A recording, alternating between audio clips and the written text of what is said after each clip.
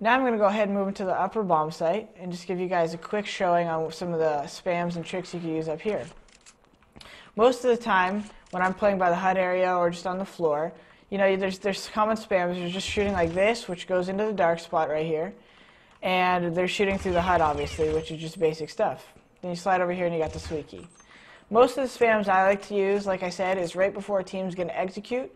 So a lot of times when a team is going to throw their flashes and run out upper, they'll be throwing flashes from this area or right here. So I'm going to try to direct my bullets to that area. So if I'm going to be standing over here in far vent, an obvious thing that I would like to that I spam normally rather is just shooting through the hut window at that dark spot, or maybe shooting to each side of the door.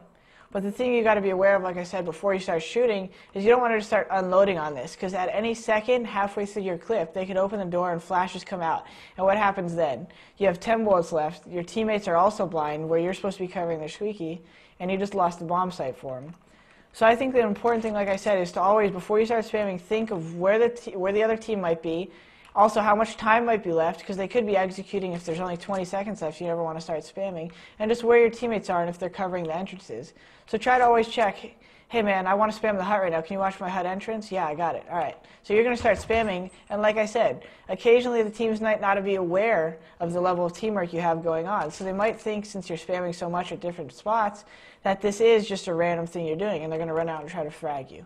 So it's good to try to catch people like that off guard. Now again, like I said, not every spam is just meant to, it's to kill.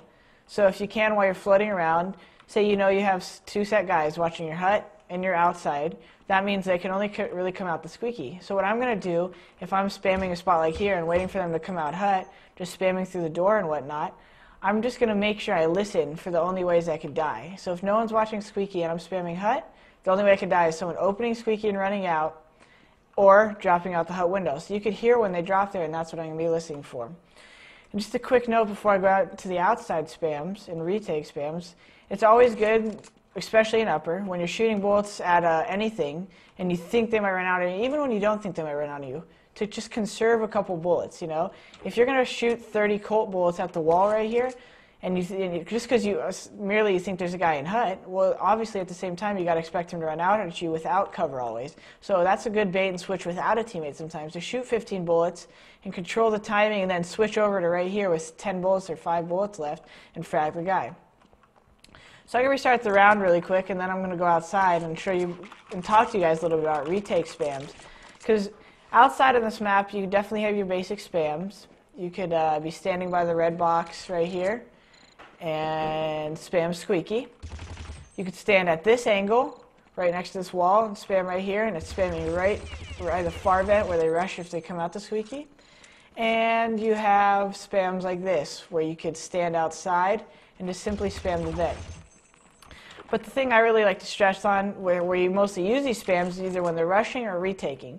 And like I said, for rushing, you really only need to just know the simple lineup. Just spamming here and timing, and the only real extra thing you need to be thinking out is if someone else is watching you outside, because if they are doing a rush, they might be trying to run this route and go to big ladder. So you got to make sure that it wasn't just one guy opening the squeaky and they're not rushing out.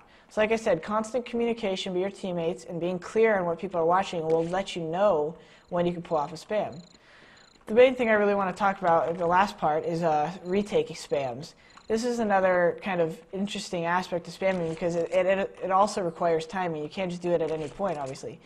So normally what will happen is they'll plant the bomb, and if you're on a teammate if you're on a team rather with a lot of strategy, you guys are going to try to do a retake of the bomb site. This is where you just throw a bunch of set flashes, and you're going to just come in and storm before the bomb blows so you can defuse the bomb. For our team, I know we have a lot of strategies where it's only really required that 3 people are throwing flashes.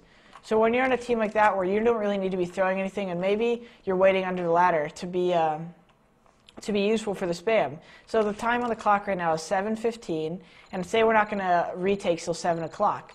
Well, I know that if I have 10 seconds, I can use the spam just to see if I could damage the other team. So while I'm waiting, I'm going to run over here. I'm going to spam this wall, spam a little here, spam like the spots I know, and then right at 7 o'clock he's flashing. I could be closer, and right when he's closer, they're already coming up, and I'm right behind him, and I really didn't waste any time. I didn't have to be watching flank. That's something you have to clarify on.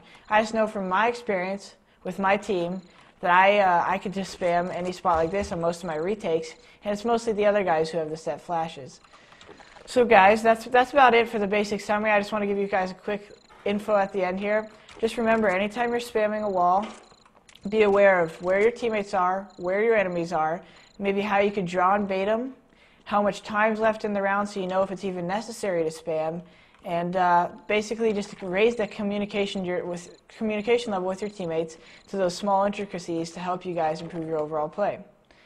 Alright, so this has been an EG Pro Tip sponsored by Kingston HyperX. You guys can check out more videos on www.myeg.net, and I'll catch you guys later.